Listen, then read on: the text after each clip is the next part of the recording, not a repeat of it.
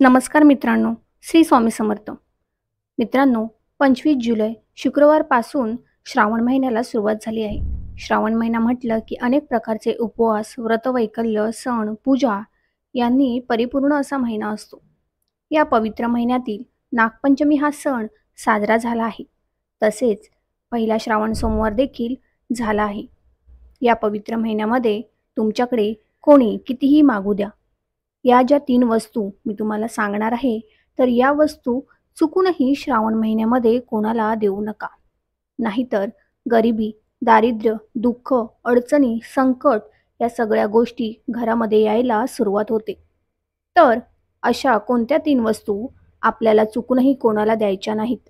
तसेच श्रावण महिन्यामध्ये कोणते महत्त्वाचे नियम पाळावेत, याबद्दलची संपूर्ण माहिती आज या व्हिडिओमध्ये मी तुमच्यासोबत शेअर करणार आहे.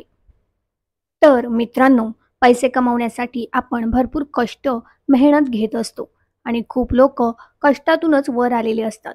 त्यांना आनंदाचे दिवस आलेले असतात. पण कधी-कधी काय होतं, आपणच काही माहितीच्या अभावी आपल्याकडून काही चुका होऊन जातात आणि मग आपण दुसऱ्यांना दोष देतो.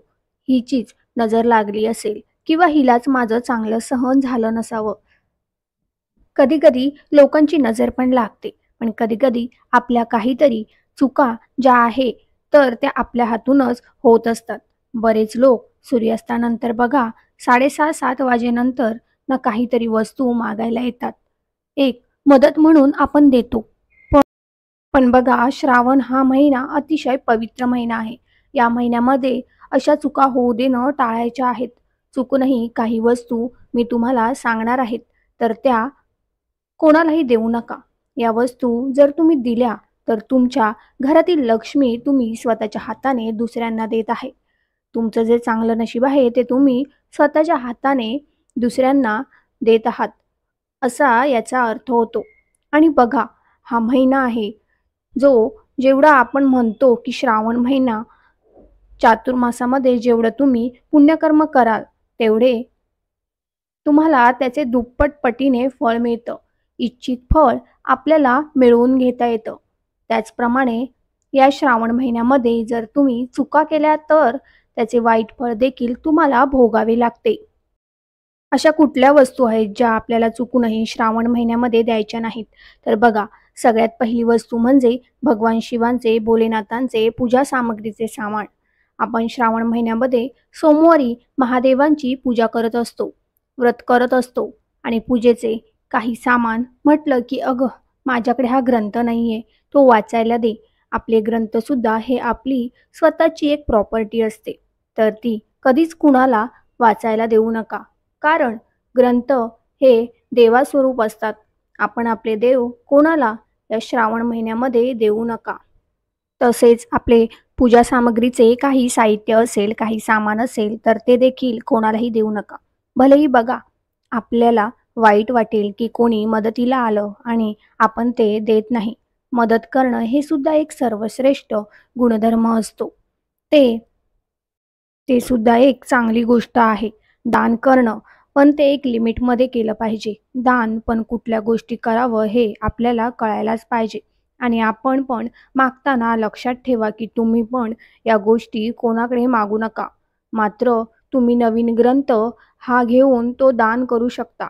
यानंतर पुढची वस्तू आहे ती म्हणजे संपूर्ण श्रावण महिन्यामध्ये दूध, दुधाचे पदार्थ, त्यासोबतच तेल, तूप, हळद या लक्ष्मीच्या ज्या वस्तू आहेत, तर त्या लक्ष्मीचा प्रतीक आहे.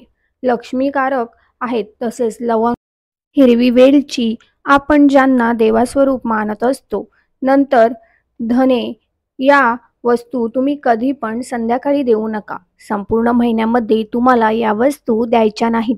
आपल्या घरातील सुख समृद्धी ही निघून जाते. आपण माता लक्ष्मी स्वरूप त्या गोष्टी आपल्या घरामध्ये असायला हव्या. पण या गोष्टी श्रावण महिन्यामध्ये चुकूनही कोणाला देऊ नका.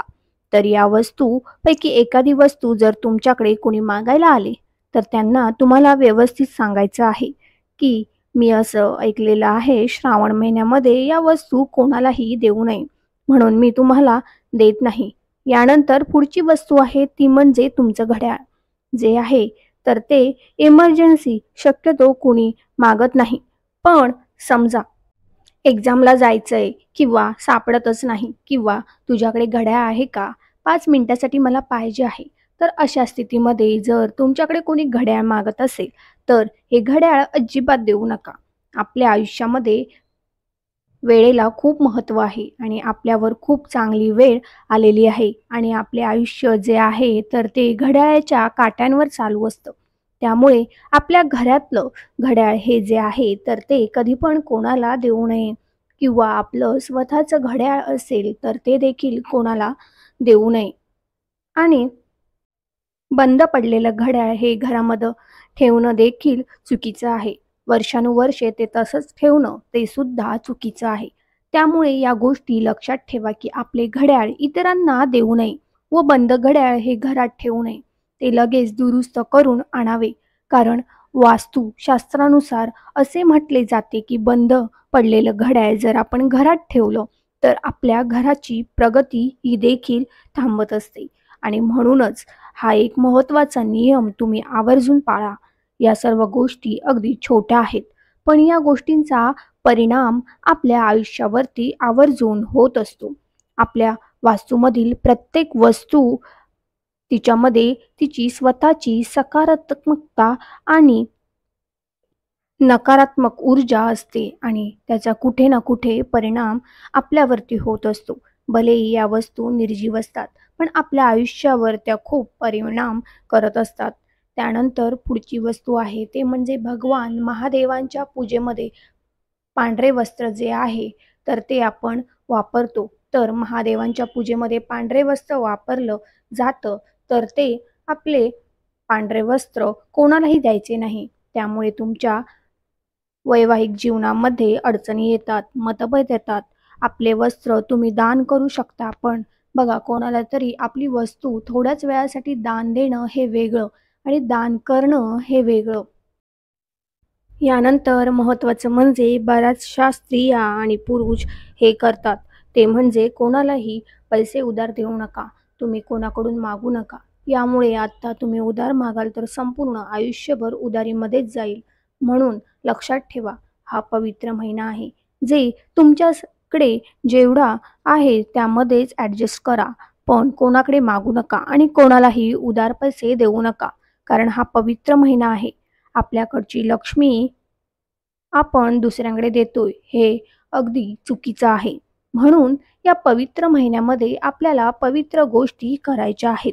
आपल्याकडून चुका होऊ द्यायच्या नाहीत.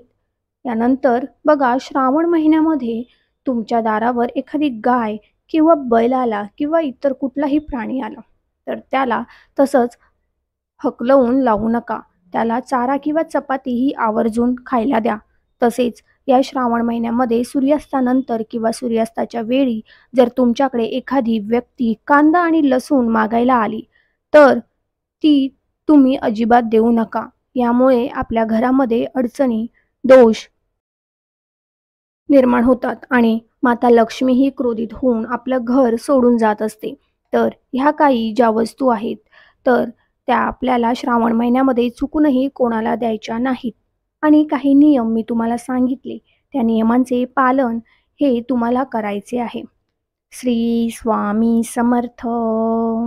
ओम नमः शिवाय.